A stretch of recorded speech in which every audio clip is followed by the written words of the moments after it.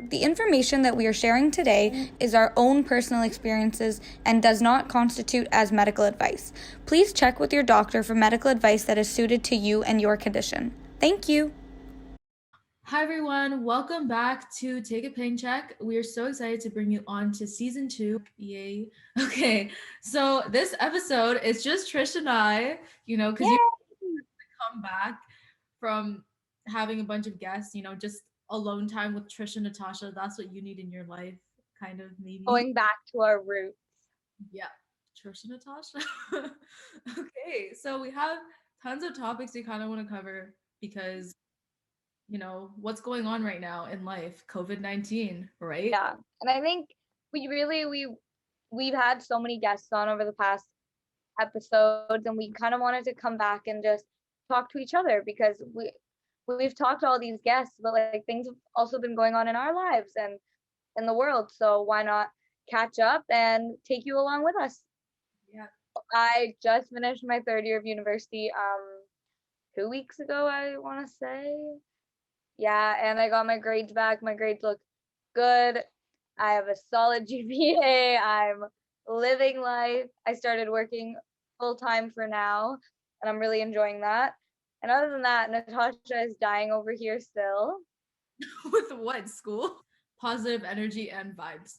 I'm praying. Positive vibes. Good vibes only. I should just wear my shirt. I have a shirt that says good vibes only. Okay. Besides that, I think COVID for me has really brought in more opportunities because you could do a lot of things online. It's like research opportunities, blah blah blah. Yeah, fun stuff online. Yeah. So I'm chilling with COVID, even though I don't like COVID. But I think we're used to not going crazy socially anymore. Yeah. But I think we should really take this time to talk about COVID because I don't think we've ever really focused on that topic in our actual episodes. And COVID for us, it changes our perspective on a lot of things because we are considered high risk. And if we don't exercise and if we don't get moving, our joints kind of deteriorate, and it takes another toll on your mental health because it's hard. Like, on top of being high risk, you're really not able to socialize with anybody. And you're doing school online, and that's screwing up with your mental health as well because it's a lot easier to skip and sleep when you're online. Yeah, even in terms of accommodations, I a lot of the time teachers don't focus too much on you because you're online. They think you're okay. Well, for me, I'm okay. All I do is music and French. But for a lot of people, I feel as though they don't take the time to look into accommodations more because you're kind of by yourself online, if that makes sense. Yeah, a teacher can't physically look at you. She's looking at you through a screen. So like she can't see the rest of your body. She doesn't really know if you're limping or not. She doesn't know if something's hurting. So the like it's so different from being in school. And I know for me, like, we didn't even have our cameras on all through school this semester. Like, Yeah. nobody had their cameras on, nobody, nothing. Like, our professors, like, I wasn't able to build a relationship with my professors as I normally would because I didn't actually get to talk to them one on one. So So since we were talking about being social, how have you managed to be social during the COVID-19 pandemic? yeah. So I've kept a really small like social circle. So my boyfriend is really careful. So I get to see him a lot. My best friend Amanda is she's working, but she's super careful as well. And I get to see her once or twice a month, which is a lot. Um, Other than that, like my friend Sarah, we run every day together when she's at home from she goes to McMaster. So when she's at home, we get to run every day. And we'll usually do like 2 days running, a day of walking, 2 days running, and like a day of biking. Like we'll go back and forth and that kind of helps with the social stuff. Other than that, like you and I text almost every day and that helps too. Tired of you, to be honest. I think I'm gonna block you. It's so funny. I'm kidding. I always tell my friends that. But Felix. for yeah, for me, I am surviving online. Like I don't really need to see my friends. I just text them, FaceTime them, bother them, yell at them. Yeah, I don't yell at them. But I don't think I'm really missing out, but it's fun to hang out with them in person. So I think like sometimes it's my friends' birthdays, both of them, and I hung out with them on their birthday. COVID friendly though. Don't worry. We wore Well, masks. like even like last night, my friend and I went downtown and like got sushi and just hung out in our car for a bit. And it was just like, it was fun to finally go somewhere and like do something rather than be like, oh, do you want to hang out here or like hang out outside my house or like go drive around? Like, it's just like, it's hard. I can't do that many hikes, okay? I can't hike with every single friend I have.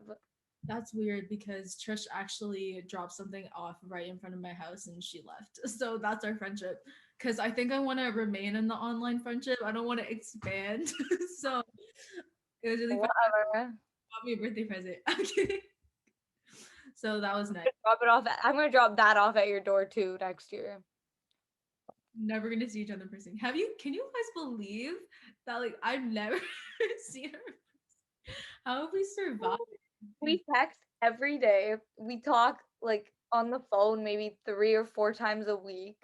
Like we do a lot and like we still have never met in person. Don't even FaceTime, we Zoom. We're gonna vlog it when we meet in person so everybody can see. It's gonna be so awkward. Watch us be so awkward. Watch you be like really short and then like me be short. Shut up. Watch us both be the same height. Wait, how tall are you? I'm 5'2". Okay, yeah, I'm taller than you. Cool. That's all that matters. 5'4".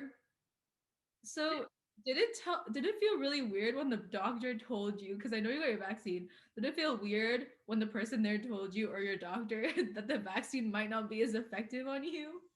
Bro, I kid you not. So like first of all, I didn't go with any well, like my grandparents got the vaccine and I went with both of them. My dad went alone, or like he went with my mom.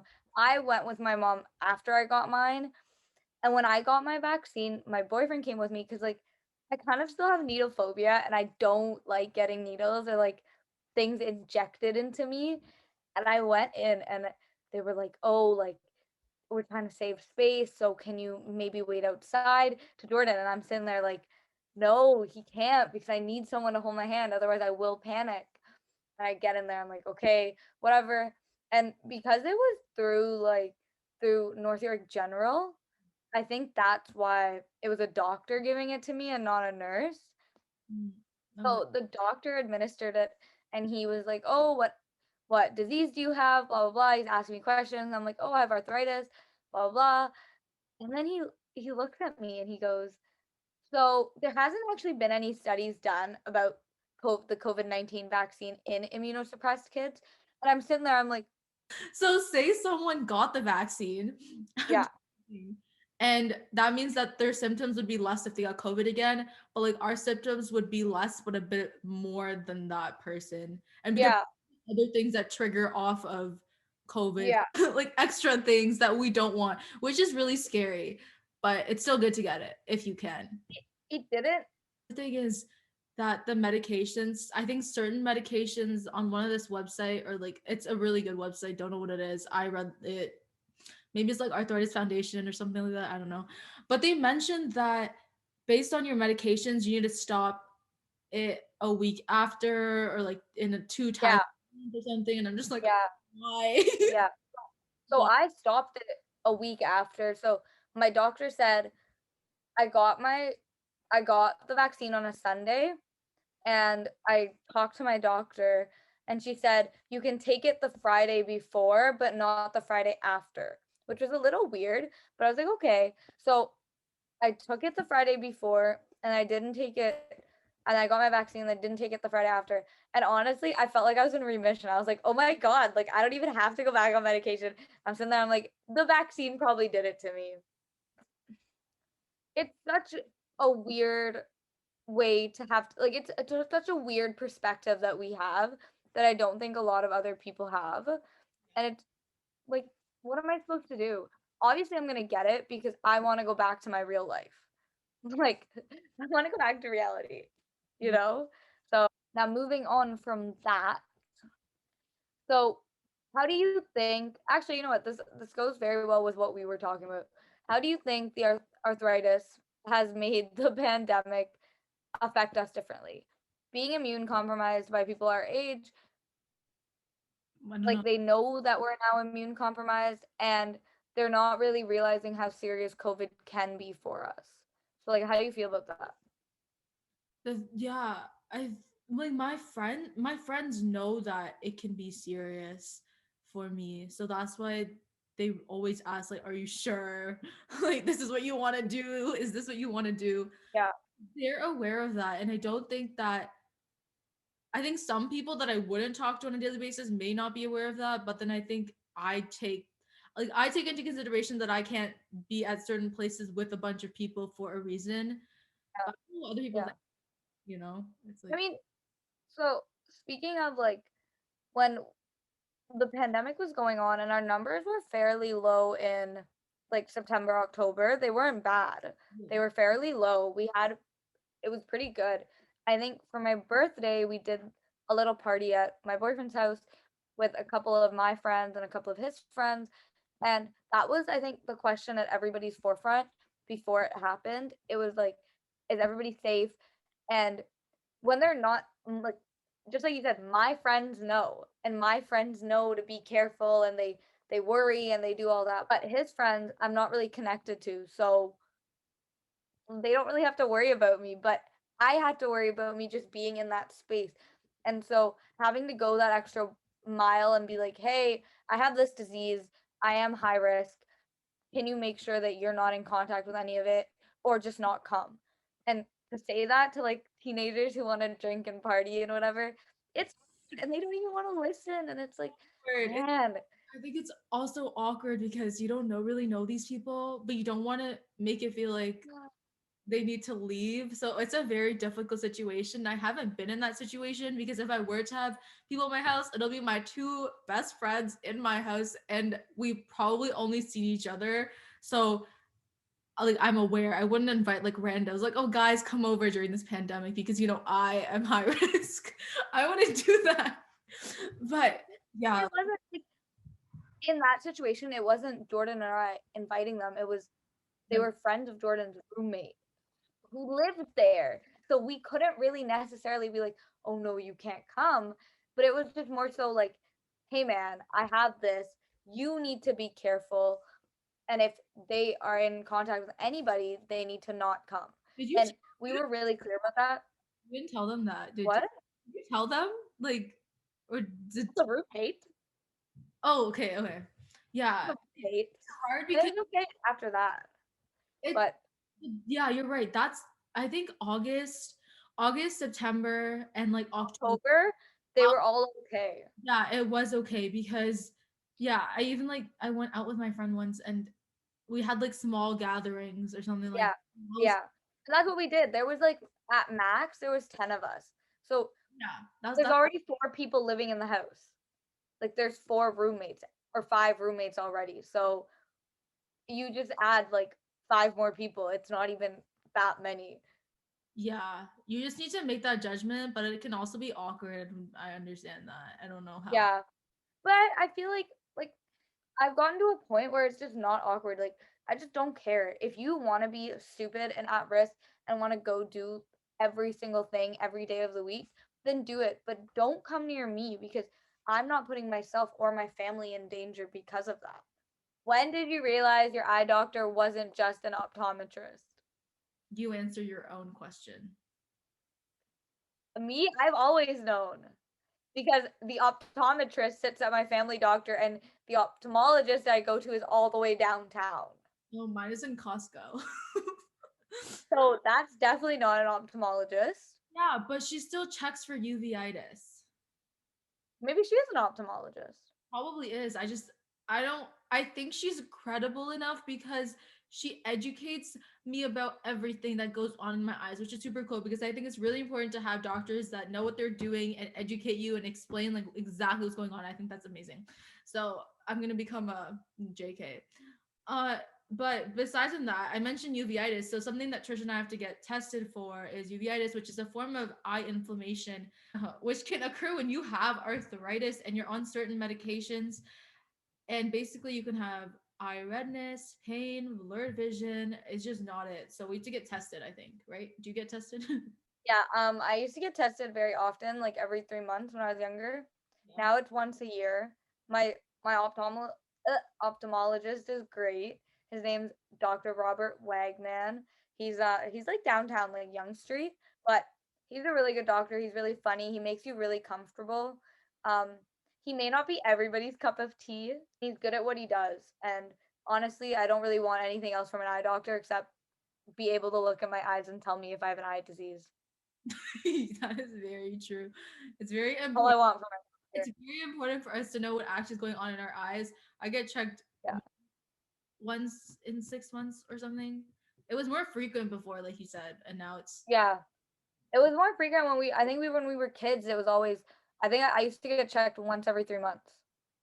I don't know if that's true for me, but good to know. So, thoughts on getting uveitis?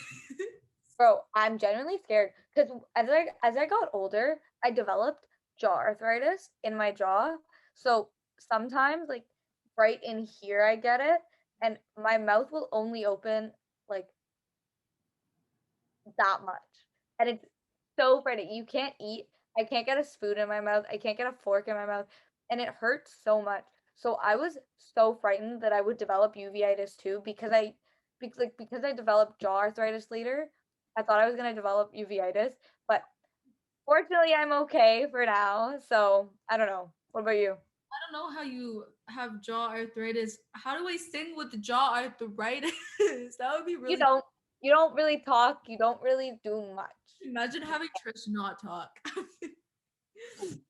But yeah, I don't really have thoughts on uveitis. I hope I don't get it. I think that's my only thought. If Yeah. I will, crossing my It is fingers. what it is. Like Crossing know, we're gonna have to deal with it. And have you ever had X-rays or like MRIs or even ultrasounds? ultrasound maybe like somewhere. Don't they? Is that what they put on your stomach? Like, Yeah. When you're pregnant, it's the goo. I've had it everywhere, like all over my body. why everywhere? Okay, so when I was younger, I found like a lump in my breast, and so I had to have an ultrasound for it, and it was so awkward. She just, I was 14, not even. I think I was like 13, 14, and I was like, You're hitting. you're awkward. You're in that awkward phase and stage and age. You're not comfortable in your body, much less a random person touching your body. Yeah. And so I had it for that. And then 2 years ago, my doctor wanted to see everywhere that was swollen and just because I always have a little bit of swelling in all of my joints. So she literally made me get an ultrasound on my elbows, my shoulders, my wrists, my fingers, my knees, my feet. Oh, it was too much goo, bro. Okay, I think I've gotten an ultrasound near my stomach, but I remember why. But I've also gotten MRI, which is a magnetic resonance imaging. You can go me medical terms. Yeah. It was honestly torture, like torture, torture. Yeah. They put you in this little tunnel. This is before my friend's birthday at a karaoke place. If my friend watches this, it was your birthday.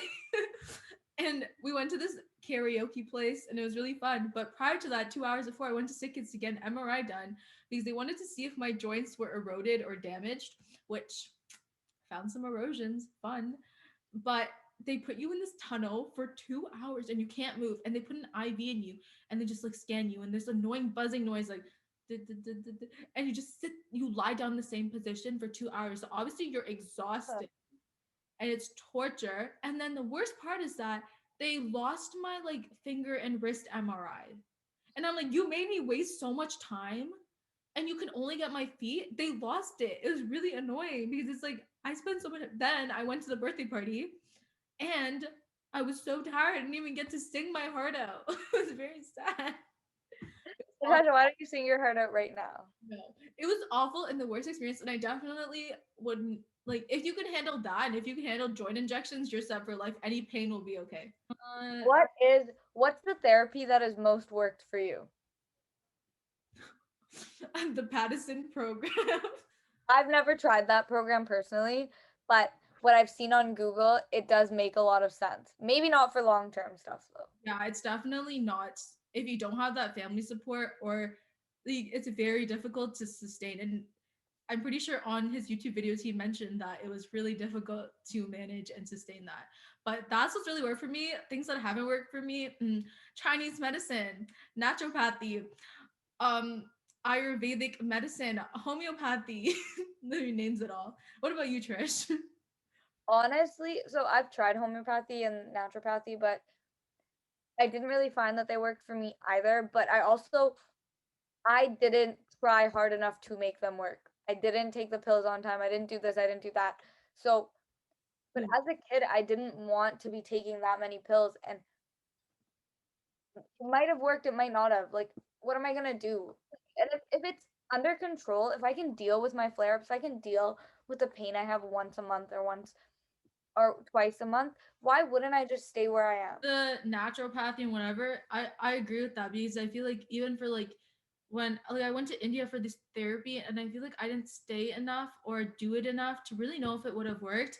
But also it's not Yeah. sustainable. It's not sustainable. How am I gonna do what India's like here? Like it's completely different. But also, if you think about it, everything works differently on everyone, right? So it's totally different. What works for Trish might not work for me, and what works for me might not work for you. So try it out. I think the point of this is we give people resources and experiences. Yeah. And on that note, if you have something that you want us to try out and review and tell you what it's like for us, we're willing to do it. Reach out, let us know, and we're willing to review it for you so you don't have to do it first. Because if we've already been through it, for example, if you guys want a whole episode on naturopathy or I don't know what, if we've been through it, we honestly would love to share our experience with you, because we don't want you to have to do that yourself and look around Google for years and hours and days and months, and we're just going to bring it to you. And on that note, we're going to end our episode today. And this concludes season 1 and kind of starts season 2. And we're so glad you guys have stuck around with us on this journey. It's been a crazy 2 to 3 months, and we've really enjoyed doing this and putting this resource out there. Continue sharing it, continue liking it, continue subscribing and watching our videos. And we're soon to bring you a lot more content that you guys will hopefully love, and it will help you. All right, see you next week on Take a Paycheck Children. Bye. Bye. And I can't hide, 'cause growing pains are keeping me up.